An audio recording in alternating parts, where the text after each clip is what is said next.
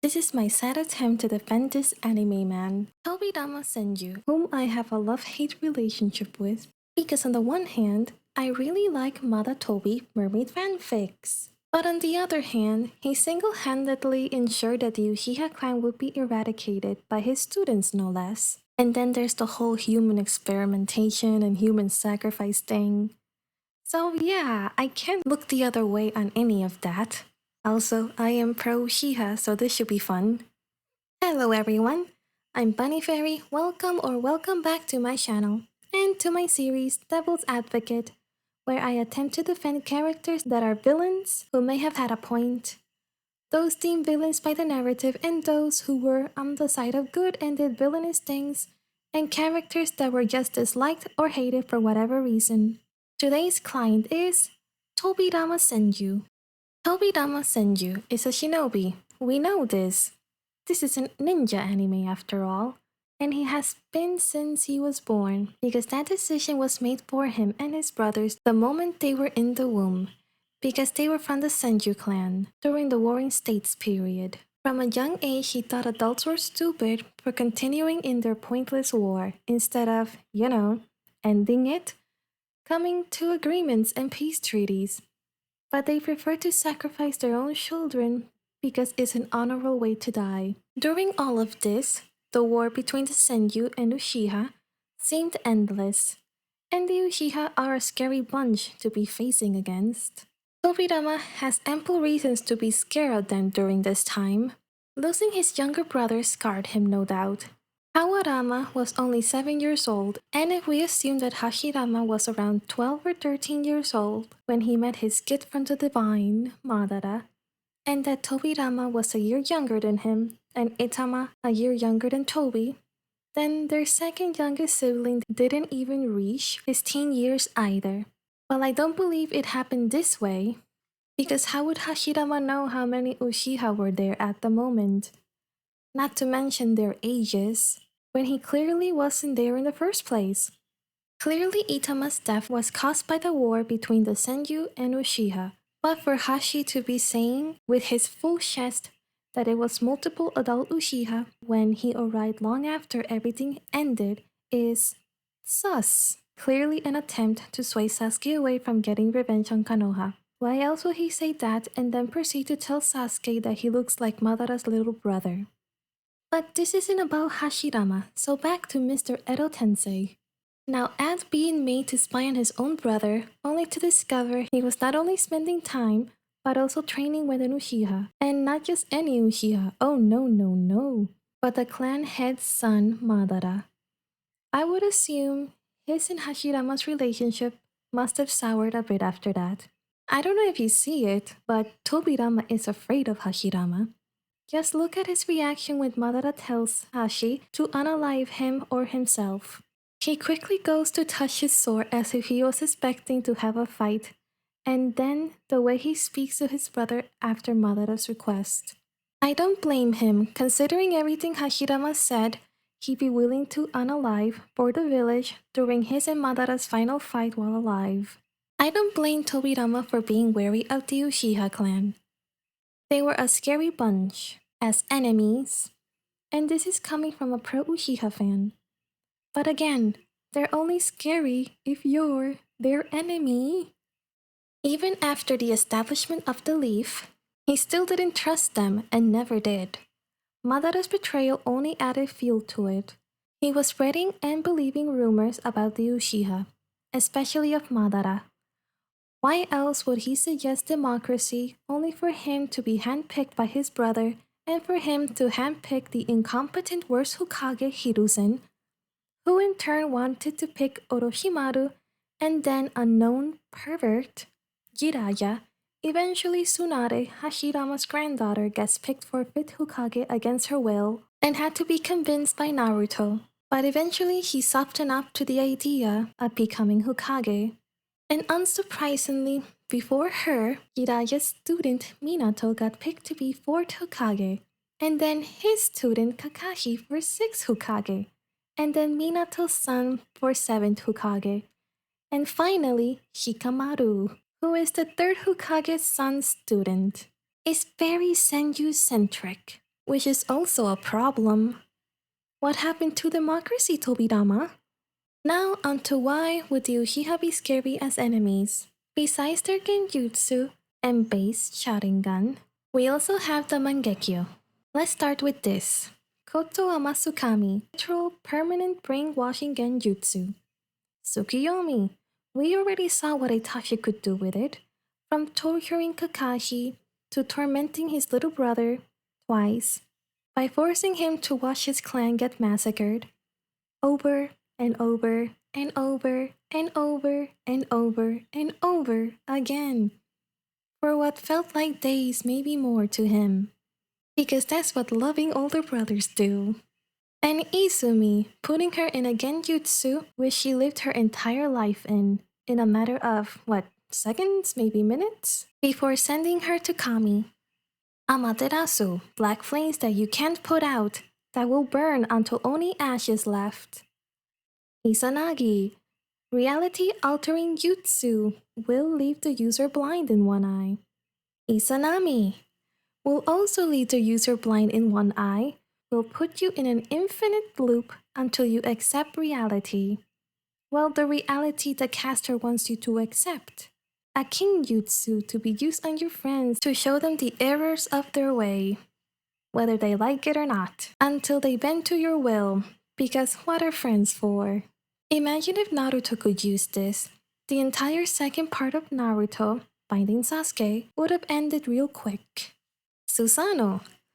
Madara supposedly has time travel powers, or so I've heard, apparently in one of the games, not considered canon, but anyways, that would explain all his shenanigans during the war arc. The Rinnegan, need I say more? Maybe. While only Madara had been able to achieve it on his own, and Sasuke was given, it is used for the infinite Tsukuyomi, and to bring back the dead, among other things. Kamui, just a little pocket dimension the user can leave you in and casually forget they left you there, and can also be used to have things go through you. And it doesn't help that a lot of the Uchiha shown, well mostly just the men shown, except Fugaku, were Oh, we all saw the episode about Izanagi and Izanami.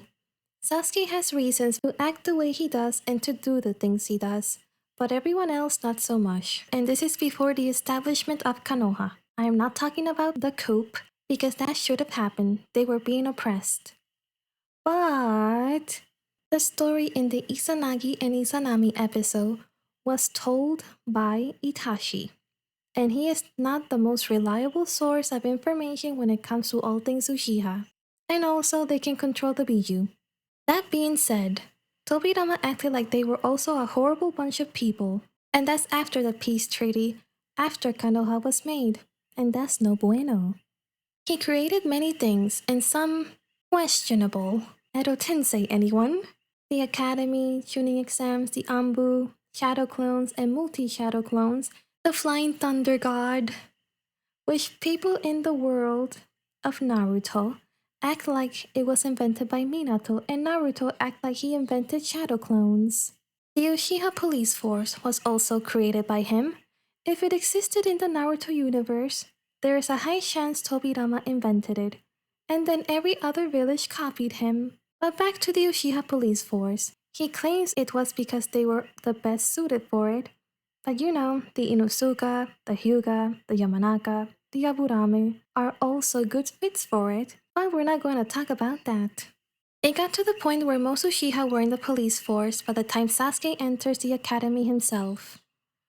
Tobirama also admits that another reason, which let's be honest is the real reason, he created the police force was to keep an eye on the Uchiha, in case another Madara emerged. He also relocated them, and that's before the Kyuubi attack right after Naruto's birth, when they were relocated yet again by his students in Danzo, who was on Team Tobirama too. Not to mention, the Uchiha police force couldn't arrest the Anbu without permission. What if an Anbu does something truly evil, but the Hokage is like, sorry, no, you can't arrest them, even if all the evidence is pointing at them. They're gonna be set free with no consequences. He even came up with a curse of hatred that he claimed only the Uchiha suffered from. A very biased pseudoscience thing that is unbecoming of any self-respecting scientist, which I would assume Tobirama considered himself to be. He also called them the clan possessed by evil, and called Sasuke a brat possessed by Uchiha evil. But yeah, he doesn't hate the Uchiha. He's only wary of them because of the years fighting them growing up. As if he wasn't coexisting with them for years now. As if he didn't see all the Uchiha of his time reject Madara and stay by Konoha's side.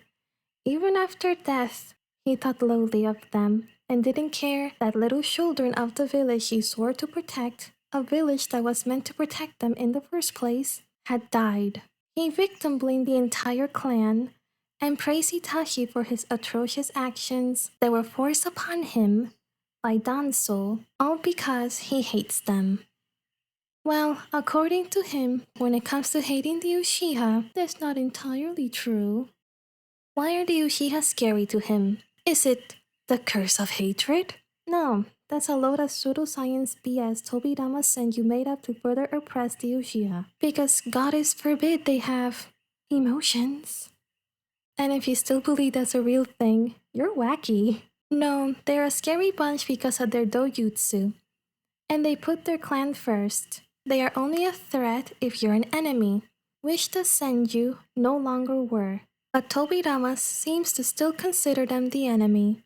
Why else would he consider them a threat to the village and not the Hyuga, another clan with a dojutsu? Or the Yamanaka, they can literally destroy your mind and possess you. Tobirama had reasons to be wary of the Uchiha clan, yes, but only during the Warring States period and early days of Konoha. But his distrust and prejudice against them, even after they were his clan's allies, cost the lives of an entire clan, including the children of said clan. Now there is only one full-blooded Uchiha and his daughter who is half Uchiha. No justice was ever given to the clan, and 2 of the 4 criminals responsible for the death of the Uchiha clan are still free, and facing no consequences for their actions. I want to believe that, if Tobirama had been alive during the almost Uchiha coup era, he would have at least tried to listen to them and come up with some kind of solution that would benefit everyone, instead of ignoring them and allowing some Anbu leader to go behind his back like Hiruzen did. He might not like them, but he does put the village first and they were part of the village. At the very least, he would have done it out of respect for his brother. But then again, this is Tobirama Senju we are talking about. Mr. The Uchiha are a clan possessed by evil. I assume that the oppression they were facing was smaller and more hidden during Tobirama's time. That it wasn't until Hiruzen, Danzo, Koharu, and Homura took over that it got really bad. Do I think Tobirama is an irredeemable character? I don't know. We don't see much of him, and the bits we see when it comes to his bigotry are large and cross generations. He may have been a good sensei and a good Hokage, but all of his students were rotten to the core, including Danzo, who was just on his team later on. Him naming Hiruzen Hokage was the straw that broke Konoha's back, because he allowed Danzo to walk around freely even after the whole attempted assassination, allows children to be used as soldiers and to be sent to war as young as 13, and who knows, maybe even younger too, when the whole purpose of Konoha was to protect children and keep them away from wars. So yeah, one student being rotten is a coincidence, but when all 3 students are, and a 4th from the last team you had is also trash, one can't help but wonder what type of person he truly was to have sown such seeds into them and the village. I mean, this is the same man that created a zombie jutsu, in which the zombie is fully conscious yet unable to disobey him. A zombie jutsu that involves human sacrifice. Also, he added explosives to said jutsu as well. Like, you know he's not a good person when even Orochimaru calls him out. So yeah, I have nothing else to say about Mr. Curse of Hatred, but what do you think of him? Thank you so much for watching. If you have any character recommendations for this series, do not shy away from telling me in the comments. If you have any topics or characters you want me to talk about, let me know as well. Check out the description below, leave a like and subscribe. I hope you have a lovely day, and I'll see you all next time. Bye bye!